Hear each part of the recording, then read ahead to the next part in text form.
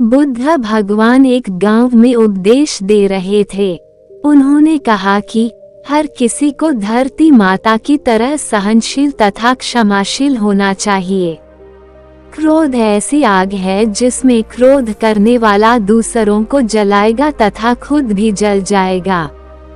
सभा में सभी शांति से बुद्ध की वाणी सुन रहे थे, लेकिन वहां स्वभाव से ही अतिक्रोधी एक ऐसा व्यक्ति भी बैठा हुआ था जिसे ये सारी बातें बेतुकी लग रही थी। वो कुछ देर ये सब सुनता रहा, फिर अचानक ही आग बबूला होकर बोलने लगा, तुम पाखंडी हो। बड़ी बड़ी बातें करना यही तुम्हारा काम है। तुम लोगों को भ्रमित कर रहे हो। तुम्हारी ये बातें आज के समय में कोई मायने नहीं रखती। ऐसे कई कटु वचनों सुनकर भी बुद्ध शांत रहे। अपनी बातों से ना तो वह दुखी हुए, ना ही कोई प्रतिक्रिया की। ये देखकर वह व्यक्ति और भी क्रोधित हो गया और उसने बुद्ध के मुंह पर थूककर वहां से चला गया। अगले दिन जब उस व्यक्ति का क्रोध शांत हुआ तो उसे अपने बुरे व्यवहार के कारण पछतावे की आग में जलने लगा और वो उन्हें ढूंढते हुए उसी स्थान पर पहुंचा, पर बुद्ध कहाँ मिलते। वह तो अपने शिष्यों के साथ पास वाले एक अन्य गांव निकल चुके थे।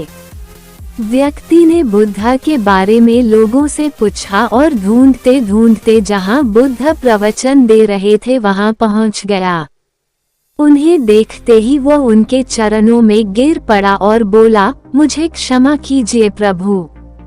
बुद्ध ने पूछा, कौन हो भाई? तुम्हें क्या हुआ है? क्यों क्षमा मांग रहे हो? उसने कहा, क्या आप भूल गए? मैं वही हूँ जिसने कल आपके साथ बहुत बुरा व्यवहार किया था। मैं शर्मिंदा हूँ। मैं मेरे दुष्ट आचरण की क्षमायाचना करने आया हूँ। भगवान बुद्ध ने प्रेम पूर्वक कहा, बीता हुआ कल तो मैं वही छोड़कर आया गया और तुम अभी भी वही अटके हुए हो। तुम्हें अपनी गलती का आभास हो गया, तुमने पश्चाताप कर लिया, तुम निर्मल हो चुके हो। अब तुम आज में प्रवेश करो। बुरी बातें तथा बुरी घटनाएं याद करते रहने से वर्तमान और भविष्य दोनों बिगड़ते जाते हैं। बीते हुए कल के कारण आज को मत बिगाड़ो। उस व्यक्ति का सारा बोझ उतर गया। उसने भगवान बुद्ध के चरणों में पड़कर क्रोध त्याग का तथा क्षमाशीलता का संकल्प लिया। बुद्ध ने उसके मस्तिष्क पर आशीष का हाथ रखा। उस दिन से उसमें परिवर्तन आ गया और उसके जीवन में सत्य, प्रेम व करुणा की धारा बहने लगी।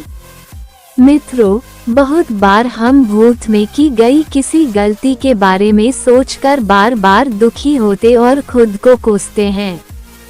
हमें ऐसा कभी नहीं करना चाहिए। गलती का बोध हो जाने पर हमें उसे कभी ना दोहराने का संकल्प लेना चाहिए और एक नई ऊर्जा के साथ वर्तमान को सुदृढ़ बनाना चाहिए।